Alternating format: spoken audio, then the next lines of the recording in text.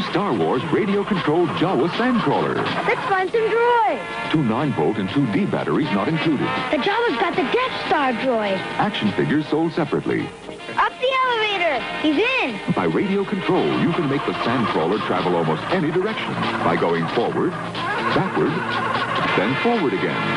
Now to find more droids. Star Wars radio-controlled Jawa Sandcrawler. Action figures each sold separately. New from Kenner. So that was the remote control, or radio-controlled Sandcrawler vehicle, similar to R2-D2. Only in this case, it was a much bigger vehicle, clearly. But, you know, only by so much, because, I mean, those figures weren't necessarily the hugest things ever. I'm sure that, I'm not sure if they made bigger Sandcrawler figures that actually have that radio-controlled feature. If they had, cool, but if they haven't, it'd be interesting to see what they could do with that.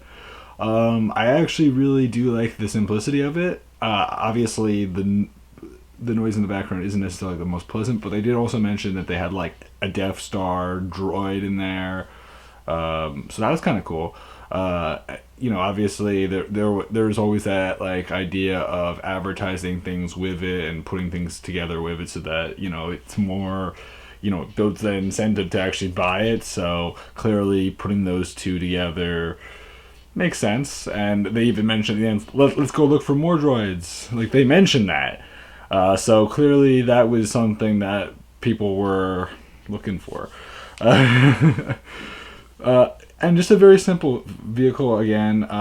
And the noise thing, you know, it's that at that time there's really not much you can do about it. But you know, it's nostalgic, and sure, you can definitely hear it in the video.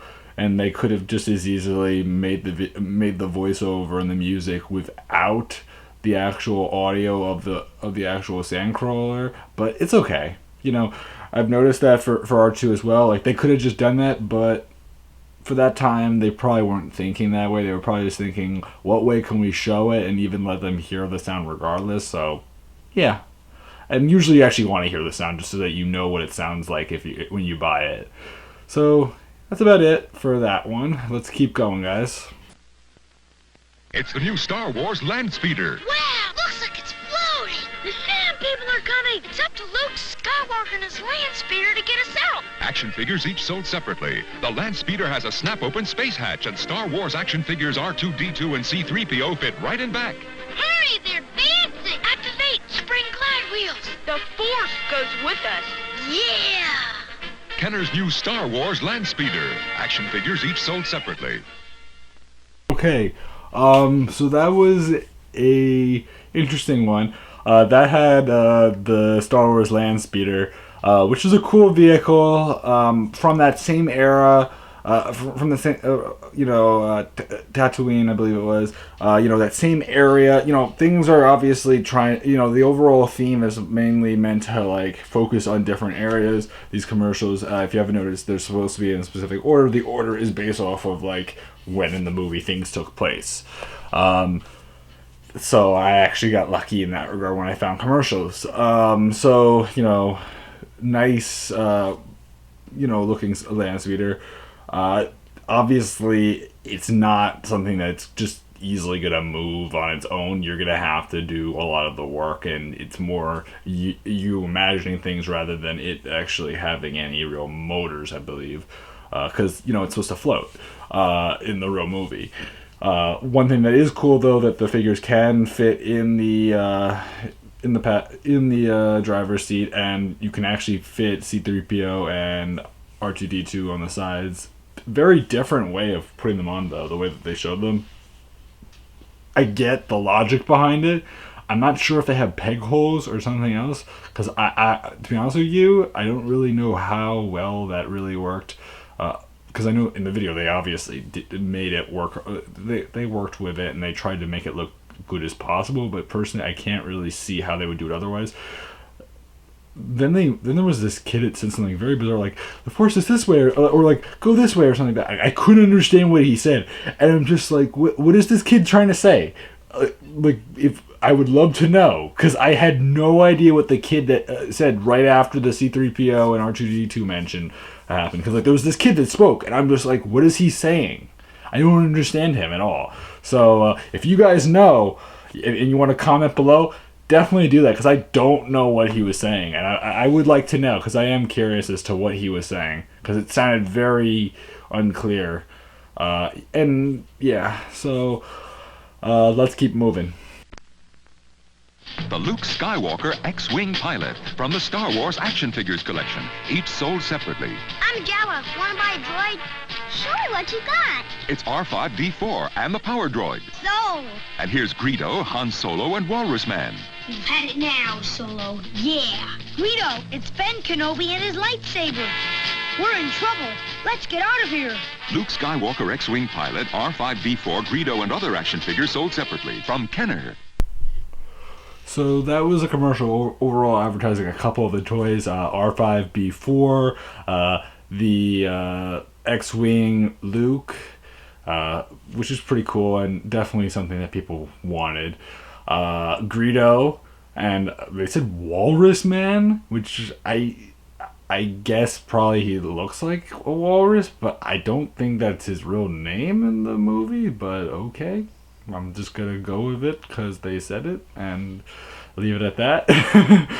They also showed off a couple other, the Ben Kenobi, as they referred to him there, even though it's Obi-Wan, as well as what else was it?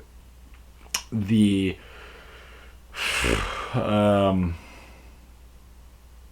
Han Solo figure, I believe it was. Yeah, it showed those two. And it was an okay commercial for just a bunch of toys and kids acting out scenes and all that. And there was also a Jawa making a deal with Luke for some droids, which was the B5-D4. So yeah, it was a simple commercial. A lot more of it's what the kids say, even though they do advertise the figures themselves for sure. But it's entertaining hearing what they also say, because they say some interesting things, and it has that classic feel that today there would be a lot less of that than there was back then, and it's just kind of fun to hear. So yeah, let's keep going. Nagamaru! It's the Star Wars creature Cantina that you put together. Action figures each sold separately. You can make them move on revolving discs with the action lever. You can even make them fall. Gotcha, Hammerhead! Got him. I told you not to follow me, Greedo. You owe us money, Han Solo. You're not going to collect this time. Wow, what a weird place. Kenner's new Star Wars creature Cantina. Action figures sold separately. I'm actually laughing at that. So yes, that was the Cantina commercial. I actually really did enjoy that commercial. They actually had the whole entire Greedo and Han scene, and I do like the panels. They also had Mamoru or something like that, which I did not recognize him. But there's a lot of Star Wars characters. I know plenty of you people out there probably are aware of a lot more characters that I'm probably gonna be aware of. I mean, I know a good amount of Star Wars, but I'm sure there's plenty of people that are gonna be like, oh, I know that character, and you'll you'll be talking for a mile about him. But personally, for me, I know Star Wars, but I know only so much. Anyway, and I just want you to understand it. So if there's something wrong, tell me. I believe me when I say this. I'm not trying to make fun of you. I'm not trying to say anything against that. If you guys want to help me, if you guys have anything that I don't know and maybe I should do, tell me. If there's a character that I'm sorry I didn't talk about, or there's something you said, oh, I didn't do this or that. If there's something like that and you're a little bit more aware of it and you have a little bit more information, I would be more than happy to hear a response back from you guys, and I would appreciate any of that. But this was a cool commercial, the whole entire flip feature, and that actual Cantina scene, that's actually pretty cool that they took advantage of that whole entire feature and allowed it so that you could knock over Greedo. That's clever. That's really, really clever, and that's really awesome. I actually would say that that's one of the most worthwhile sets just because of that feature, just because it's a nice detail, and it really shows that they knew that people would like it. That was good. Thumbs up to Kenner. Yeah.